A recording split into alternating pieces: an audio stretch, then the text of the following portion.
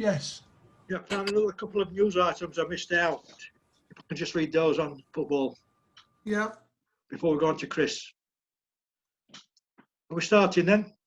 Yeah. Yeah. Right. Yeah. All Scottish football below championship level will be suspended for 3 weeks from today due to the rising number of COVID cases. Scottish Cup ties between now and the 1st of Feb will be rescheduled to a later date. And finally, England women's football manager Phil Neville is set to become the new boss of David Beckham's Inter Miami. The 43-year-old became boss of the ladies team in January 2018, and his contract was due to end in July. He was also set to take charge of Great Britain's women's football team at the Tokyo Olympics in the same month. Now he will join friend and former teammate Beckham in America to take over as manager from Diego Alonso, who was sacked last week after a poor first season. There endeth the news. All right. Well done, Lowell. Over to you now, Chris. Did we mention that Leeds? Did we mention that Leeds lost? Yes. Again. But you're listening. 3-0. Of the week, that. I know it was. I just thought we'd mention it again. I think you should, Paul, because this is a separate session. You only mentioned it in the last session. That's Crawley right. won. Crawley won. We could do the highlights at the end and say that Leeds lost. Yeah. Oh dear. I'll bring up a memory in a minute on Leeds. Right, go on then. I can't wait to tell you. Well, it was only that it's just come to my attention on a bit of social media that an Australian player was filmed during a break in play in the last Test match, which has just finished in Australia. And this player, you can only see his feet. He stood on the wicket, which is a bit suspect, but then he goes into the batsman's crease area and rubs out the guard mark of the Indian batsman before play resumes. And I looked at this and thought, well, that's highly suspect. That's not what you should be doing in a Test match or any match. It's not the fielder's domain. It is the umpire's domain. And lo and behold, whose size 9s are they? Smith. Mr. Smith. And he's brought back on himself all the rubbish in the media and the social comment. What a stupid man representing his country. He's man of the match in the match, whatever happens. And he's then gone and done that. And looking at it, now I know it's Smith, I'm even more critical of it. It looks like someone trying to gain advantage during a lull in play. And I have no idea whether the referee will look at it or whether people will just poo-poo it. But they'll take a fresh guard, Chris, wouldn't it? Just take a fresh guard, the Indian batsman. You see, if you look at it closely, the Indian batsman, although you can't see his face, he hesitates because he comes back to his crease and there's no marks. And as a professional batsman, yes, and I think he regards. But was the Australian actually trying to, get rid of the marking in the hope that he would stand in slightly the wrong place? And in that cricket at that level, millimetres mean everything. I mean, they're just everything. And so you look at it and it now plants that thought in your mind. But Smith, honestly, I don't know what planet he's on, why you would want to put yourself back under that sort of microscope with a background of cheating as he has got. It beggars belief. But some of these great players, and you can see it in football, I can think of centre backs who have a mentality for all their talent, their achievements. There's a little imp that sits on their shoulder. I remember Jackie Charlton. First 5 minutes in every game, he'd go straight into the centre forward just to let him know he was there. It's the mentality is just bizarre. I mean, the people he'd bump into would say, "Well, I know you're there. You've got your jersey on. You're ready to play. I'm watching you." So there's little point in doing it. When I used to play rugby, and we'd have one of our forwards sent off. I'd really bollock them in the changing room, you do realise that your mates had to work 1/8 harder just because of your idiot behaviour. And it's the same with Smith. He brings the whole side down for all that wonderful talent. Yeah. The Australians got into trouble for more than that in that game, didn't they? Yeah. They got into trouble for some unacceptable sledging as well. Yeah, Dave. Yeah, Go on, Dave. that's what I was just going to say. The Australian captain has apologised this morning for sledging. He's realised he's done wrong, and he just apologised. I'm sorry, they just can't do anything but cheat. Been going back years, that though, isn't it? Can Going back I- over the years, many years, Australia. Cricket. Yes, Ian. Can I ask the cricket aficionados, where did that term come from for a summer sport, sledging? Sledging. Where Come on, did it Chris. come I from? don't know, it's a good question. No. No, I don't know. Yeah. Well, Keith used to bowl at people, Keith, for 20 odd overs in one stretch. I don't think you ever said a word to a batsman, did you? You Well, you not didn't need to. one. Well, not No, many. not really. No. No, you didn't need to because you were who you were, and Paul did the talking. that's right. Exactly. When we play works up. Well, that game was always the exclusion in the rules. You could sledge against Worksop. That was a rule that was acceptable. Well, works up the leads of the cricket fraternity. They were the lead. So it's bit workshop. 30 workshop. Yeah, exactly. Yeah, no. Exactly. Yeah. Right then, Chris. All right. Would Wikipedia. Sorry, I've just had a look at sledging on Wikipedia. Sledging is a term used in cricket to describe the practice invented by Fay Allen, née Thomas, whereby some players seek to gain an advantage by insulting or verbally intimidating the opposing player. The purpose is to try to weaken the opponent's concentration, thereby causing them to make mistakes or underperform. It can be effective because the batsman stands within hearing range of the bowler and certain close fielders and vice versa. The insults may be direct or feature in conversations among fielders designed to be overheard. The term has also been used in other sports, as when the tennis player Nick Kyrgios insulted his opponent, Stan Wawrinka, by referring to a purported encounter between another player and the latter's girlfriend. There is a debate in the cricketing world as to whether this constitutes poor sportsmanship or good-humoured banter. Sledging is sometimes interpreted as abuse, and it is acknowledged some comments aimed at sledgers do sometimes cross the line into personal abuse. John, did you say that it was invented by a woman? It says, and he just dismisses it. It goes back beyond. Invented by Fay Allen, née Thomas. Oh, that sounds like a woman, yeah. Yeah. I think And then it doesn't, explain says. itself. Most men would ignore sorry. what women say, surely. Selective yes, hearing. Ron.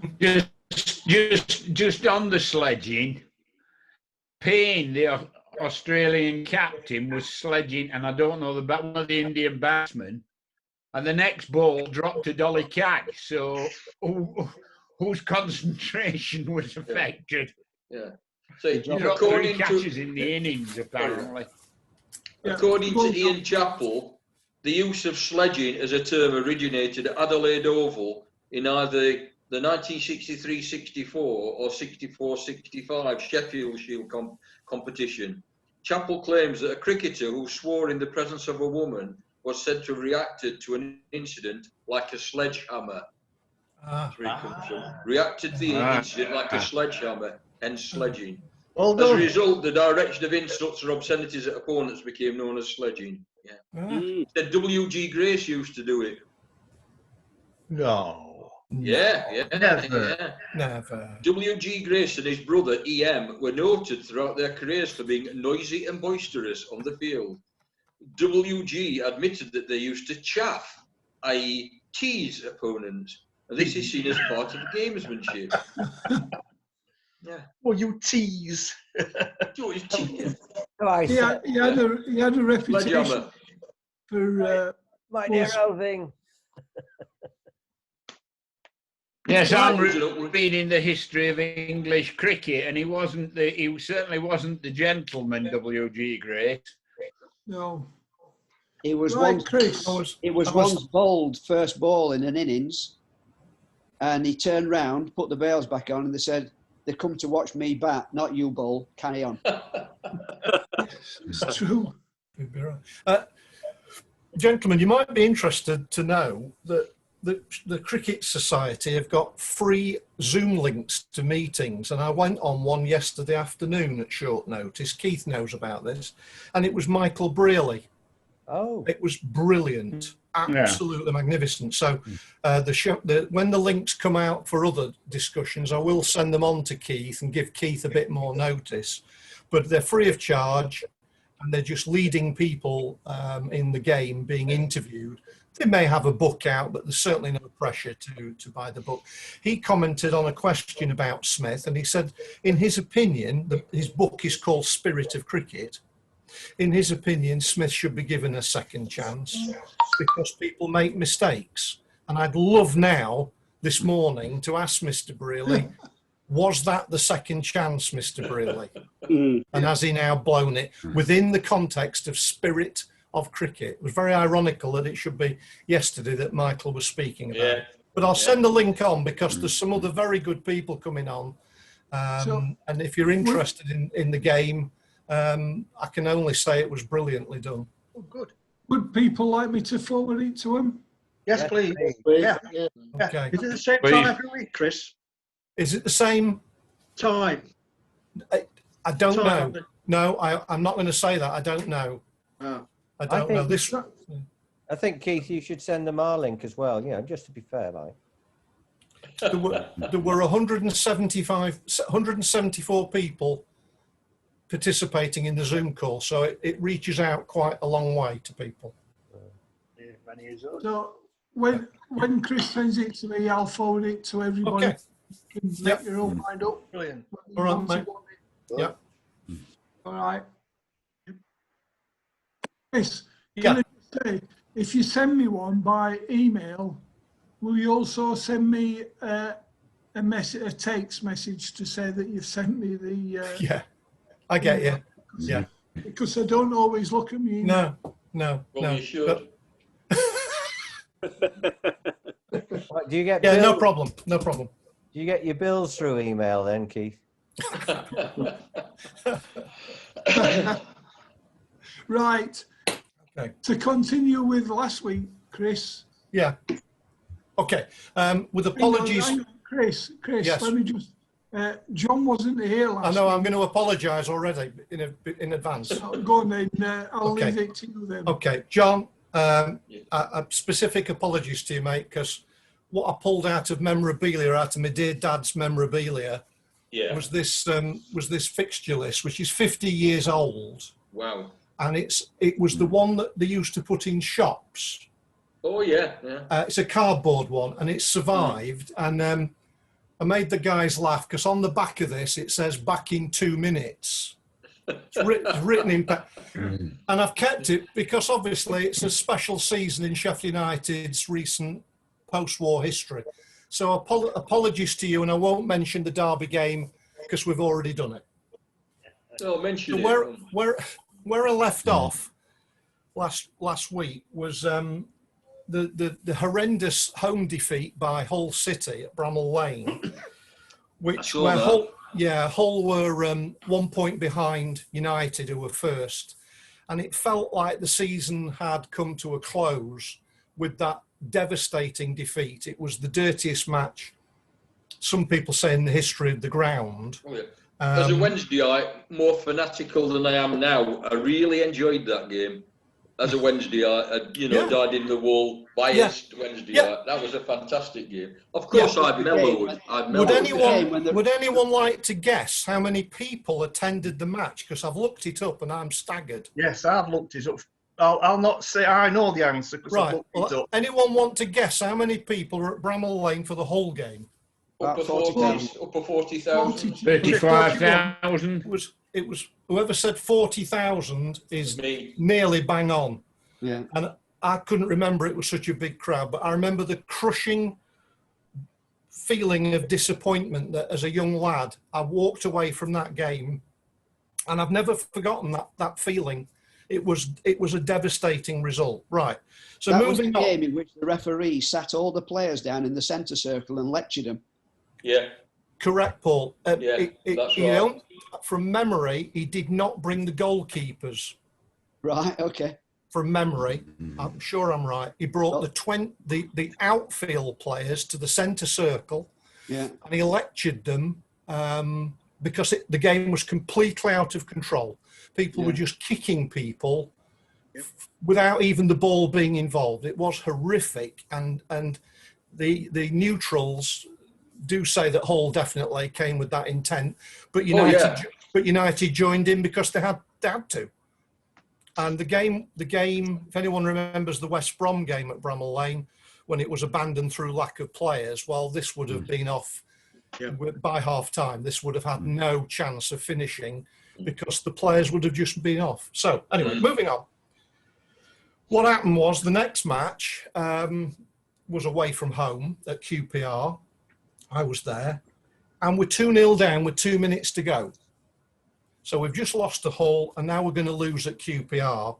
The season really is gloomy, and we managed to score a goal, so there's injury time left. Can anyone hazard a guess at what happened next? Yes, I can. Well, it wouldn't be a guess, you'd be there, wouldn't you? No, I wasn't there. I was listening to it on the radio. Okay. And I turned the radio off in disgust because we were 2-0 with a minute to go. Yeah. So should never do that. I then turned on the results on the TV to see how we'd gone on. And amazingly, we'd scored 2 goals in the last minute to draw 2. Correct. Anyone want to know who scored the penalty? Can anyone, other than Keith, can anyone know who scored the penalty in the last? Alan Woodward. No. Hemsley. Absolutely correct.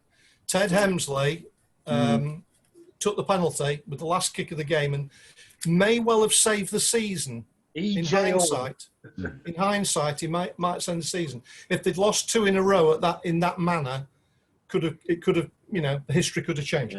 So the next game on my list at home, then following that game, is Blackburn Rovers. Chris, okay? Yes. You're mentioning Ted Helmsley. I think he mentioned that in his talk to Crystal I wouldn't be surprised. Which is on the website if you want to hear it. Yeah, I wouldn't be surprised because it was one of those moments where you realise the next home game is against one of the most fantastic guys, in my view, to talk at Crystal. Yeah, brilliant, brilliant a brilliant sportsman. Yeah.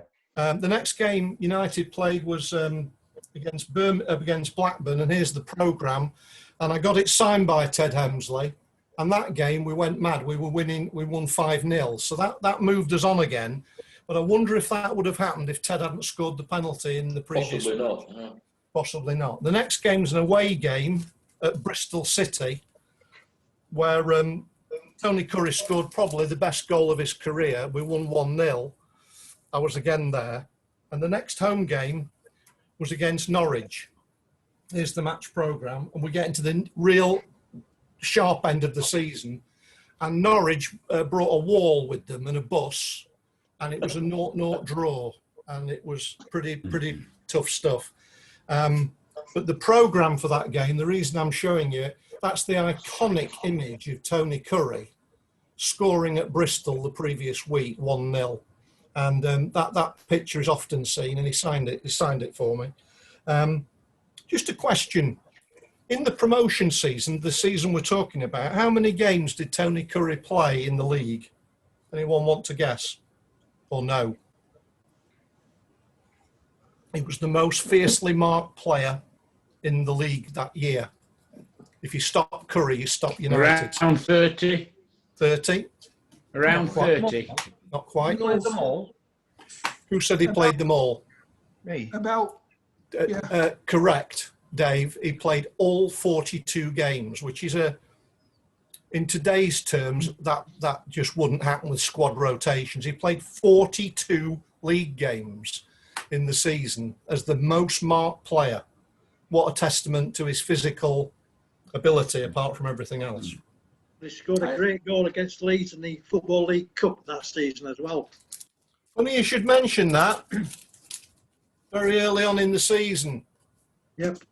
Okay, Towards the Bramall Lane end. Correct. 25 yards past Sprake, one of the best goals of his career. Dirty Leeds consigned to the bin. I think that's my best programme, actually. best memory. If I'm ever sad, I bring that out. So, we're now moving on, guys, and we've got 4 games to go. Dave's got and his we're hand up. playing Millwall. Hang on. And Okay. when Millwall arrived, Sheffield United had 3 consecutive 0-0 draws. John, you will know one of those draws. Well, it'd be against us, wouldn't it? Yeah. Yep, 0-0. Fiercely contested game. Huge crowd, 47,000. 47,000. So this is a night game where it's now getting to the point, if we don't win, we're going to blow the season. We're playing Millwall. Well, if Norwich brought a bus, I think Millwall bought the reserve team, the apprentices, and a double-decker, because they never attacked once. It was a constant flow towards the Millwall goal, and we just could not open the scoring. Question: what happened with 10 minutes to go? Anyone know? Anyone remember? We won the game 2-0, but I can't remember what happened next. Okay, well, a man called Hockey. Trevor ended up in the penalty area for God knows why, but I think it was desperate. And he collided with the goalkeeper. They both fell down. And whilst on the floor, Hockey hooked the ball in amid massive protests of handball and all sorts of stuff by Millwall. But the goal was given, and it was Trevor Hockey's only goal of the season. Yeah. And the funny thing that happened then was that Millwall attacked. First time, and they got caught.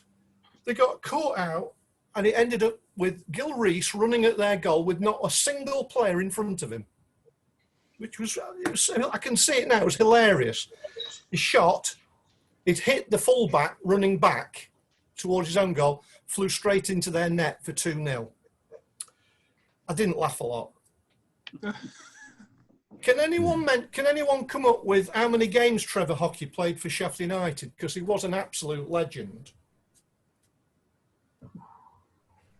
About Season. 30. 60. He came in 40. at Oxford. He signed Correct. Hockey and Hope.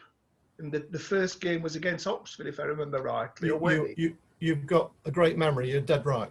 Yeah. Trevor Hockey only played 82 games in total for Sheffield United. Not all of those were in the league. And it's a remarkably small number for a player who has legendary status in the club. But that's the way it was. It was the way he played and what he did that created that legend. He was the youngest player at the time ever to play on all 92 Football League grounds. Oh. He achieved that at the age of 25. I don't know how he did it, but he played in all 92 grounds, which is incredible. Anyone know how many? All in league games, Chris. I don't know whether they're all league games. They were just matches played. They could have been reserves.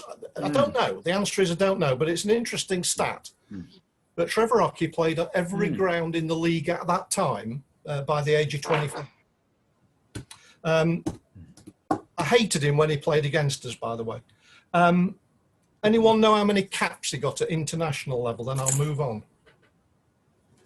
He played for Wales, didn't he? Played for Wales, yeah, that's right, he did. 25. It was 9. 9 times he played for his country. He was I born didn't think he played that regularly. No, he was born in Keighley That famous Welsh town. and played 9 times for Wales. Good lad, good lad. The only thing, Wales Chris, wouldn't have many games anyway, would they? No, they wouldn't. Yeah. No, Is that not because he like once they do. went to Cardiff? I think it was parentage. Yeah. He ate a Welsh cake once. That was enough. That was good enough in those days. Yeah. Yeah. What So, I remember, Chris, one thing Yes. I remember about that season is Yes, I believe that we played Tottenham in the League Cup correct, before Christmas. correct. I remember, I think Keith Burtonshaw was Tottenham's manager at the time, Right. and in the preview for the United game, I remember him saying to whoever it was that if we take Sheffield United lightly, we'll come unstuck, because I've watched them a few times and I've watched a lot of teams this season, and he said, in my opinion, they're the best team that I've actually seen this season, and that's in all divisions. And that was before Christmas. Well I was before there. Yeah. Were you really? Lost 2-1. Yeah. I'll tell you. They lost Yeah, 2-1 on a Tuesday night, I think it was. Yeah. Yep. Chris. I haven't got it. Hang on. Correct. 2-1, October the 7th, October the something. They lost 2-1. Yeah. Good memory. Right. Right. So we beat Millwall by last gasp methods. We now go to play Birmingham, which is Trevor Hockey's former club. It was a game full of incidents, which United did win 3-0 with two amazing goals by Gil Rees. And at that point, Sheffield United fans started to realise they might just be successful. So there are now 2 games to go. 2 of the most famous home games at the bottom of the old cardboard fixture list. Cardiff City. They've got to play Cardiff City, who are 1 point behind United with a game in hand. And isn't it ironical that that fixture should come like it did, United versus Cardiff, right at the end of the season with both teams involved? Here's a question, we'll know the result, I'm not going to bore you. But interesting thing here, which player played for Cardiff in that match who had already played against Sheffield United that season for Sheffield Wednesday? Not War Boys, was it? War Boys. It was Alan Warboys. Yeah. Who missed the biggest sitter I've ever seen at a game, apart from one that I missed playing for Office. From about a foot away from it. He managed to skid off his toe and round the post. Well, Similar to mine from 6 inches. Yeah. John, I aim this at you, but how many goals did he score for Sheffield Wednesday? Can you give us an idea? No, not as many as I scored for the Office team. I know. Right, which was a lot. It was a lot. It was several bags full. No, he didn't score that many. I know. No. I don't know. If I was to guess, I'd put it less than 20. Your guess is correct. It's unlucky 13. Yeah. And he then at the end of he disappeared from Wednesday, I think, at the end of 17. He ended up at Cardiff, and he played in that match, and he did score a deflected goal in the 5-1 victory against Cardiff. But then he was bought by Sheffield United. Yeah. And we did a swap deal. We sent Gil Rees and Powell to Cardiff, and Warboys came to Bramall Lane. Anyone want to guess out? Is what? I'm just astounded by that. Yeah. You know, I'd have appreciated it at the time, but looking back, I can't imagine that they'd get Gil Rees and Powell, and you get Warboys. We It get seems Warboys. a mismatch. How many goals did he score for Sheffield United? Not many. No. 1. One. No. None. 0. A 0 return from Mr. Warboys. In how many games, Chris? 7 games. Bit like Ian Rush. Yes, a bit like him. He He was a went good on to player, play though. for Bristol, where he scored 53 goals, and a couple of other clubs, including Donny, and he retired in 1982. So I thought you might find that vaguely interesting. That's the programme from the Cardiff game, my programme. which I subsequently got signed by, I think it's signed by 5 or 6 of the players from the match. So that's a very special Want me program. to sign it, Chris? I was there. I'll find a space somewhere. There's a good advert inside, so the next time I see you, I'll let you sign the advert. Yeah. But that was an amazing game. So we go to the final game, Keith, which is the Watford match, where promotion is not secure. Even though we've beaten Cardiff, we still need points, and a win guarantees promotion. And most people will know that we did do that, and we won 3-0 on a very sunny day in May. Yeah. That's the programme. It's the programme from the Watford game. Stuart Scullion hit the post for Watford before we scored. Well, that was one of my questions. So, Right, okay, sorry. that's great. In the 8th minute, Stuart Scullion hit the angle of the crossbar and post at 0-0. What would have happened if that had gone in? And as Paul rightly said, we did buy him following season, and he started off in the First Division with United, but he did smack the crossbar, and he was a very good player. There were 4 players playing in that match for Watford who ended up being bought by Sheffield United. Could anyone, apart from Scullion, can anyone name the other 3 that played in the match and were bought by Sheffield United? Keith Eddy.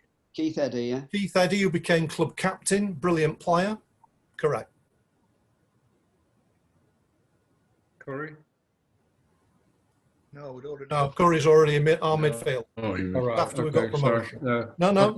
I didn't know what year it was. Yeah, this was, following 71.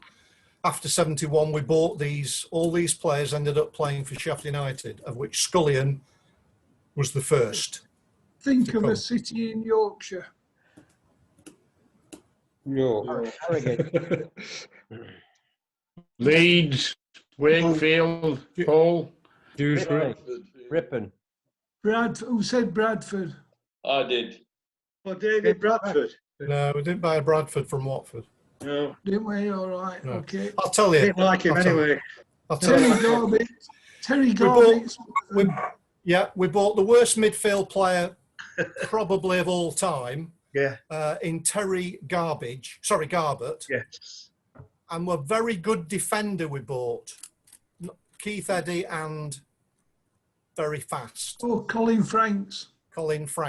So remarkably, in the game that we won 3-0, we ended up buying 4 of those Watford players. Who was the manager of Watford on that day? Ken Furphy. Ken Furphy. Furphy. There's another irony. And finally, because I've run out of questions, who conceded the penalty in the first half that meant United went into the lead and stayed in the lead for the rest of the game? Who conceded the penalty? Oh, no. That's a bit of trivia for you, Keith, isn't it? Yeah. It was Keith Eddy. Right. Keith Eddy tripped Gil Rees and Woodward scored the penalty. Just to finish up on that, like John said, I was more fanatical than I am now. I was more biased. I am biased, but I was more biased. But in those days, it meant absolutely everything. I was 15. It meant everything. I went to 35 games that year, 20 games at home and 14 away. I can't believe how many games I did actually get to. I saw 14 victories and only 5 losses. You mean you missed a home game? I missed 2 home games through cricket. I missed the first 2, but I watched virtually the rest, and was an amazing season. Amazing players, many of whom, like Ted, are still involved in the club. Thanks, Right. Kate. I hope people found that interesting. Right. Very good, Chris. We're down to Thank you. less than a minute. So has anybody got anything they want to add? As a Wednesdayite, that was one of the worst seasons for me. You mentioned Dave Powell as well. For a while, he was a fantastic defender. He was. He Until got, he got injured. He got injured at QPR. Yeah, fantastic player. Brilliant player. I agree with you, Paul. Yeah. Then enjoy Right, that sauce. You I'm got, going to have to end it. you got So jolly good pocket money. we'll see you all next week. Yeah. All right. Okay. See ya. Take care. Thank you.